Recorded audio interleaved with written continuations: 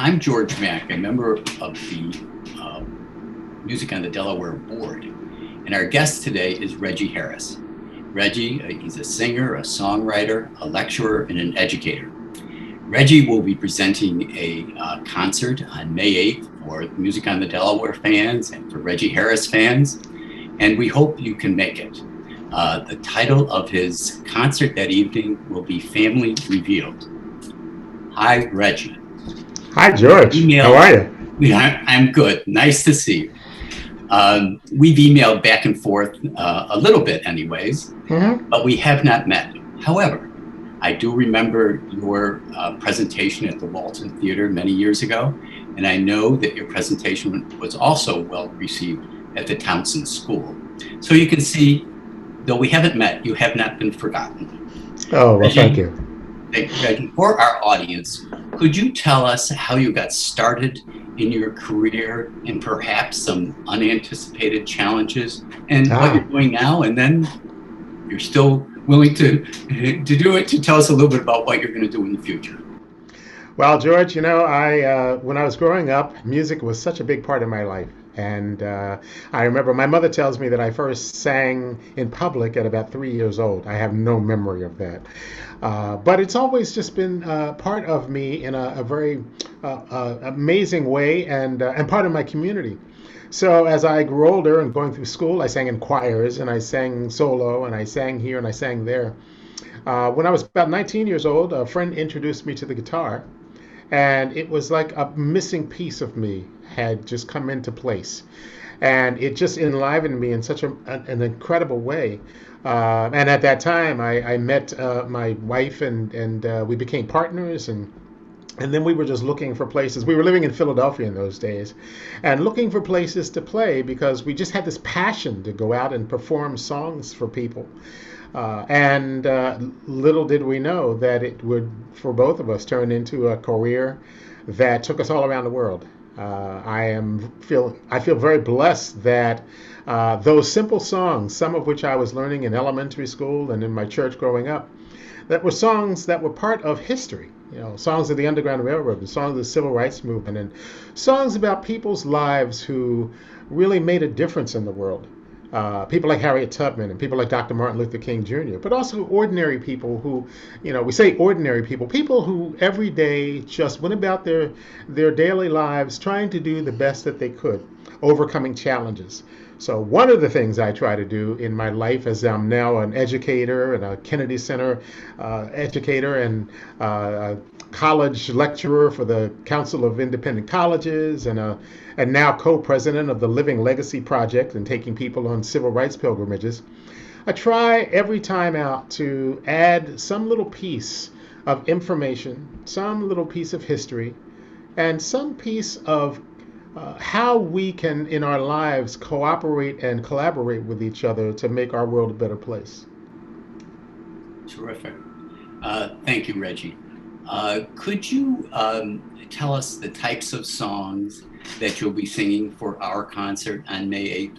And one other, sort of on a personal note, I've heard you say, "Roll on, Woody, roll on one particular performance. And I'm going, I don't really know that reference, so I'm going to slip it in here, and if you could tell at least me where that comes from. Well, I will be doing a show that I call A Family Revealed. And I found out in 1992 that my family, the Hewletts, were started on a plantation in Ashland, Virginia called Hickory Hill. We found that out at a family reunion in Richmond in 1992. One of my cousins on my mother's side had done our genealogy. And what I didn't know at that time was that the other family that was mentioned in that work, which was the Wickham family, that was the white family that owned us, and also Williams Carter Wickham, who was the master and the owner, had 6 children by one of my relatives, a woman named Bib Hanna. And they produced 6 children that formed the start of my family. So armed with that knowledge, some years later, I was mentioning that to a group that I was teaching at the Swannanoa Gathering, a music camp for adults. And lo and behold, wouldn't you know it, that one of the people in that class knew members of the Wickham family and put us together. And so I now have white cousins that I have been developing a relationship with. And that's the family revealed.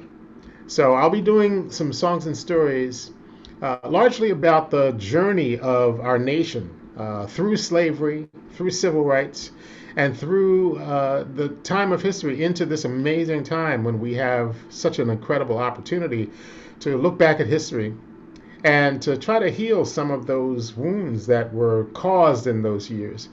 Taking advantage of the fact that now, knowing history, we can actually choose not to be defined by it. And the Roll on Woody reference actually goes back to one of those second grade moments when my teacher taught me a song by the great American songwriter Woody Guthrie. She taught me This Land Is Your Land at that time. And at the time, I didn't really know much about Woody Guthrie, but years later, as I became a songwriter and realized what an incredible writer and storyteller and historian he was, I decided to write a song about Woody Guthrie. And I did some research, and in the last verse of that song, I quote some of his songs, and one of them is Roll On Columbia, Roll On. So I use that to say, Roll on Woody, roll on. Thank you very much. You're welcome. Um, I know, I know you've been very busy, but I also know that you have a new CD coming out called On Solid Ground. And I also know that it's ranked highly. So what can you tell us about that CD? Well, last March, when the pandemic started, I found myself, like all of us, sitting at home with a lot of time on my hands. All the work that I had, for about a year disappeared. And as I sat in my living room and listened to the news and observed everything that was going on, I began to feel the need and the call to write. And so over the course of time, from about March until about June, I wrote 9 songs that will be part of a new album called On Solid Ground. And the first song that I wrote was a song that really harkens back to the spirituals that I do. Songs that came out of a time when people found themselves in bondage, but also found themselves just with great challenges. And the song that I wrote says, "We will not rest until the storm is over. We will not lay this burden down. We will keep each other strong. We will love and carry on till we stand all together on solid ground." So the album is 13 songs. I decided to cover a few of my favorite songs, one by the Beatles, one by the great songwriter John Prine, one by the amazing Malvina Reynolds, who was a friend of my friend Pete Seeger, and another that I discovered that was written for John Lewis, who also left us earlier this year. So the album covers a lot of ground, it's as any album I produce does. Yeah. Oh, well, it sounds wonderful, and I'm looking forward to listening to it. This is sort of right up this alley then. You wear many hats, and one of those is songwriter. Could you share with us how you write songs specifically? Does the lyric come first, or does the music come? Or how does that work for you? People always want to know. And the answer is it comes in a variety of different ways. Okay. Sometimes I get an idea from just a little snippet of a chorus, or sometimes it's just a rhythm on my guitar. And so usually something hits. I know one of the songs on the album is called Come What May, and it's actually the first love song that I've written in a while. And I finished doing an online performance last summer, and I was just so energized by the performance. And one of the new songs that I'd written that I'd performed that night, there was a chord sequence that I just loved to play. It was a new one for me. And so as I said good night to the audience, and I sat there, and I wasn't quite ready to stop playing yet. And so I just kind of sat there and let my fingers just sort of cruise over the guitar, and I had a little idea that sort of popped up. And I literally sat there for an hour and a half playing 3 chords, just trying to figure out what my fingers wanted to do with them. That's a very normal way for me to start a song. Some idea that comes in, often that happens when I'm live, just after my sound check.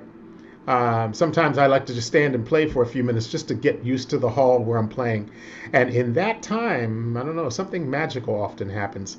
And I'll get a little song idea. I used to have to go and find a piece of paper or something to write it down. Now, of course, we have cell phones. So Right. I'll take out my cell phone and I pop the little record button and I will record that idea. And then it's just a little journey to find out what those chords or that little rhythm is calling out in me. And for this one, it just became a love song that I actually first wrote a poem. And then I took the poem, which was it's kind of an unusual style of writing for me. Uh, it was just much more abstract than I generally write songs. But I just wrote it out. I tell students all the time, you don't edit. You just write. And then I started looking at those words, and I just started to play with them and match them to the music. And then that's when the hard work comes. I've written songs in 45 minutes, and I wrote one song that took 8 years. So you just never know exactly when that magic is going to take place or when you're going to find those just the right words to complement what it is you're doing. That particular song took about 3 weeks. Wow. Well, I just have one last question, and that is, I know most of your concerts lately have been virtual, and I know that you've done many, many, many hundreds and thousands probably of live concerts. Hmm. Um, is one easier than the other, or Hmm. just different? I would say that they're different. Certainly, I prefer performing live because when we are in a room together, the energy of human connection is so amazingly special, and so different things can happen as I sing, the audience listens, the audience sings, I talk to them. The reverberations, our energy in the room produces things that I never know from one end of the concert where exactly I'm going, and that really depends a lot on the audience. But I'm finding, as the time has gone on, that being in this medium and singing to a little camera, but knowing either seeing faces on the screen or even just knowing that the energy of people who are connecting, I think I've just really gotten used to the fact that, first of all, I love what I do. So the act that somebody said to me, "How do you get so much energy singing in a room all by yourself?" And say, I don't. It doesn't matter where I am. The song is going to produce energy. And if I just give myself over to the fact that, the reason that we are separated is, first of all, because we're trying to keep each other alive. And secondly, the reason that we're connecting through this medium is because we do deeply care about each other. And we are looking for an opportunity to make connection. And I'm a firm believer that energy passes through the universe. So I've gotten used to, performing in my living room with thousands of people out there or 10 people out there. Someone once said to me early on, never pay attention to how many people are in the audience. Just sing your best and do your job because you never know where that is going to take you or the people who are listening. And I can remember some nights. I remember one night in Saginaw, Michigan, when I drove 2 hours to do a concert, and I had two people in the audience, each of them who had driven an hour at least. And it was one of the best concerts I ever gave. Wow. And you just learn to really respect your audience and to do what it is you believe in your heart is right. And it's certainly easy to do that. I think it might be a little different, although I never have trouble talking, so I'm not sure really that different. But I think music is very, very conducive to just generating energy beyond that which we would expect ourselves to be able to do. Okay. Well, what a wonderful interviewee. And thank you very much, Reggie.